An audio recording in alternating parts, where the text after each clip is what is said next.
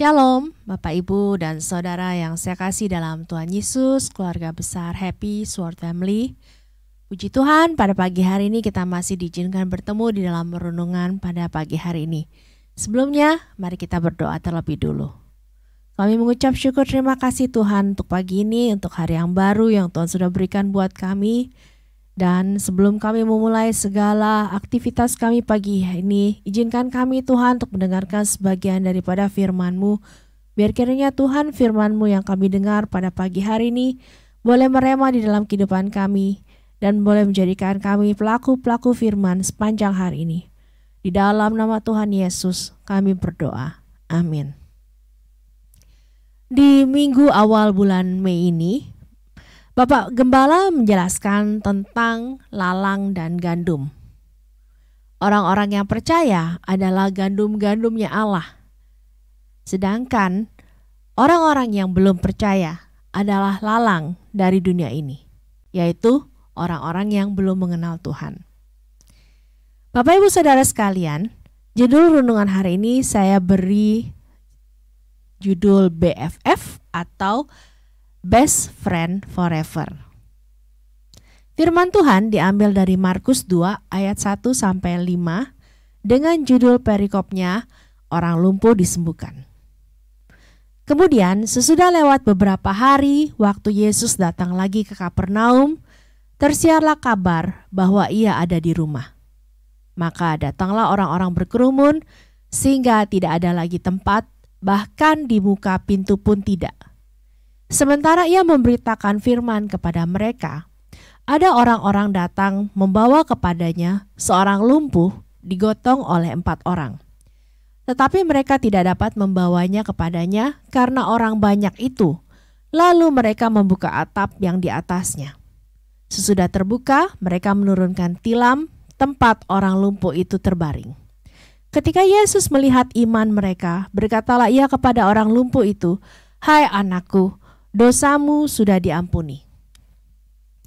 Bapak, Ibu, dan Saudara yang saya kasih dalam Tuhan Yesus, ada beberapa pokok yang menarik dari kisah ini.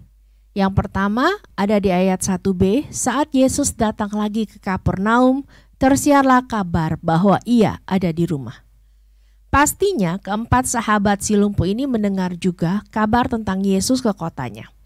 Hal yang pertama yang mereka lakukan adalah mereka sigap.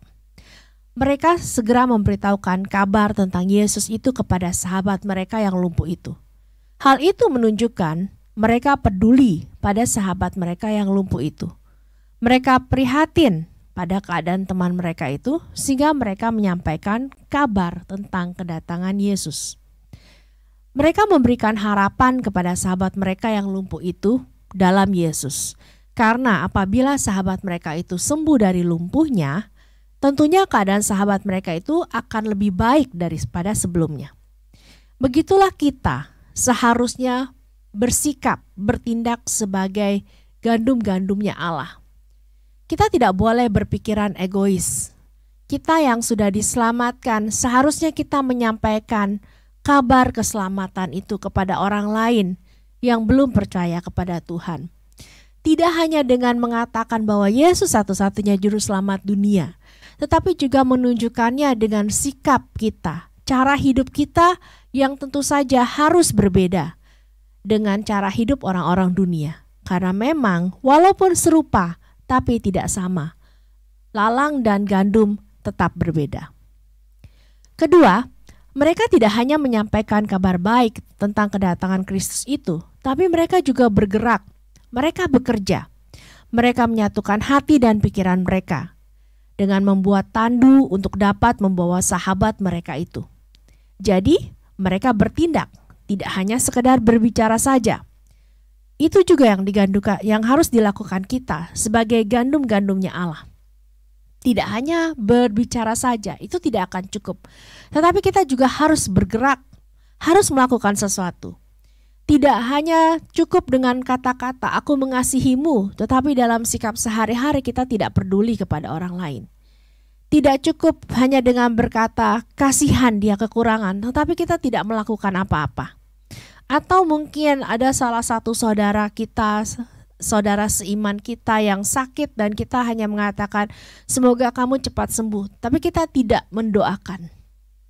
Kita harus melakukan sesuatu, harus bertindak. Itulah yang dilakukan oleh gandum-gandumnya Allah.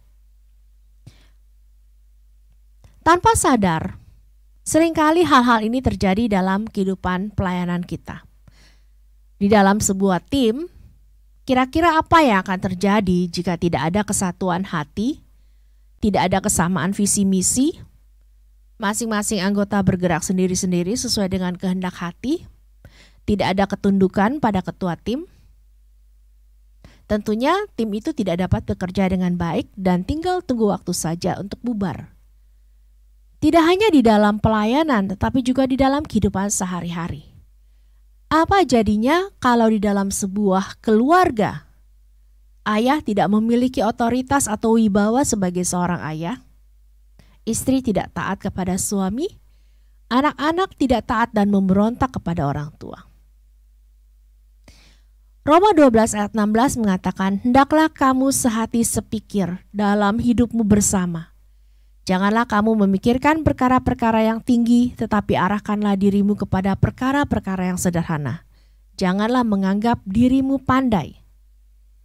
1 Korintus 1 ayat 10 mengatakan, tetapi aku menasehatkan kamu saudara-saudara, demi nama Tuhan kita Yesus Kristus, supaya kamu seia sekata dan jangan ada perpecahan di antara kamu. Tetapi sebaliknya, supaya kamu erat bersatu dan sehati sepikir. Bukankah seharusnya sebagai satu kesatuan tubuh Kristus, kita harus sehati, sepikir, satu roh, dan satu tujuan? Tidakkah seharusnya kita mencontoh keempat sahabat ini yang tidak memikirkan diri mereka sendiri, bahkan mereka rela berkorban untuk sahabat mereka yang lumpuh ini?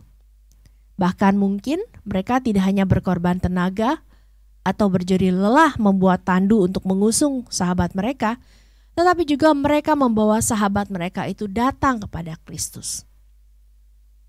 Yang ketiga ada di ayat 4, saat mereka tidak dapat membawa sahabat mereka yang lumpuh itu masuk untuk menemui Yesus, mereka tidak dapat masuk karena orang yang begitu banyak. Apa yang mereka lakukan?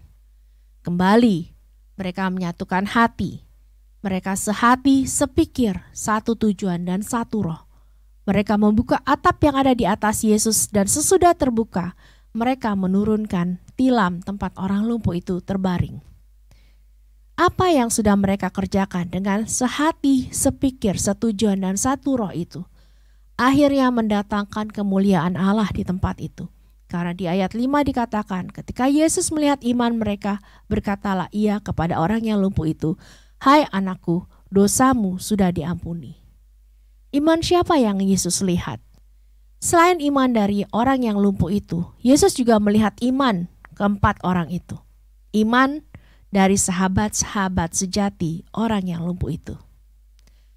Jadi jelaslah Bapak Ibu dan Saudara yang saya kasih dalam Tuhan Yesus, kesatuan hati, kesatuan roh, kesatuan pikiran, kesatuan tindakan, itu adalah iman dari keempat sahabat orang yang lumpuh itu yang dilihat oleh Tuhan Yesus, sehingga akhirnya mendatangkan kuasa yang luar biasa.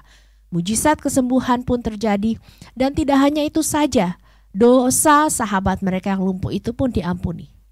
Tidakkah itu hal yang amat luar biasa?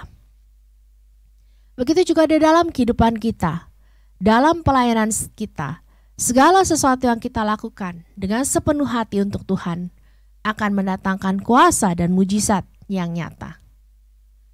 Kolose 3 ayat 23 mengatakan, apapun yang kamu perbuat, perbuatlah dengan segenap hatimu untuk Tuhan dan bukan untuk manusia. Dari keempat sahabat tadi yang mungkin dalam zaman modern ini kita kenal dengan istilah BFF atau Best Friend Forever, kita dapat belajar bagaimana mengasihi, melayani, melakukan sesuatu dengan sepenuh hati. Itu adalah hal yang memang Tuhan inginkan kita lakukan di dalam kehidupan kita. Hal itu menunjukkan bahwa kita berbeda. Hal itu menunjukkan bahwa kita adalah gandum dan bukan lalang. Jika kita melakukan semua itu, maka percayalah hadirat Allah akan turun dan memenuhi dan mengubahkan kehidupan kita. Tidak hanya dalam kehidupan kita bergereja, tetapi juga di dalam kehidupan kita sehari-hari. Keluarga kita yang pertama-tama yang akan dipulihkan. Mari kita bersatu dalam doa. Bapa yang baik, kami mengucap syukur terima kasih untuk firman-Mu yang baru saja kami dengar Tuhan. Sungguh Tuhan, kami ingin menjadi gandum-gandum-Mu dan bukan menjadi lalang-lalang. Kami mau belajar terus Tuhan untuk kami hidup sesuai dengan kehendak-Mu, menjadi berbeda dengan orang-orang yang di dunia ini, menunjukkan Kristus dan kasih-Nya di dalam hidup kami kepada banyak orang. Kami mau merebut orang-orang, merebut jiwa-jiwa mereka Tuhan untuk kami bawa kepadamu. Ajar kami Tuhan Yesus agar kami boleh menjadi pelaku-pelaku firman-Mu yang lebih lagi sempurna di dalam kehidupan kami. Terima kasih Tuhan, dalam nama Tuhan Yesus kami berdoa, amin. Segala hal yang dilakukan dengan sungguh-sungguh, dengan sehati, sepikir, satu roh, dan satu tujuan untuk kemuliaan Tuhan pasti akan terjadi. Karena itu, mari kita satukan hati, pikiran, roh, dan tujuan kita hanya untuk kemuliaan Yesus saja. Mari kita menjadi gandum-gandumnya Allah yang berbeda dari lalang-lalang dunia ini. Mari kita membawa kasih dan terang Kristus di dalam kehidupan kita. Amin. Sampai jumpa dalam renungan berikutnya. Tuhan Yesus memberkati.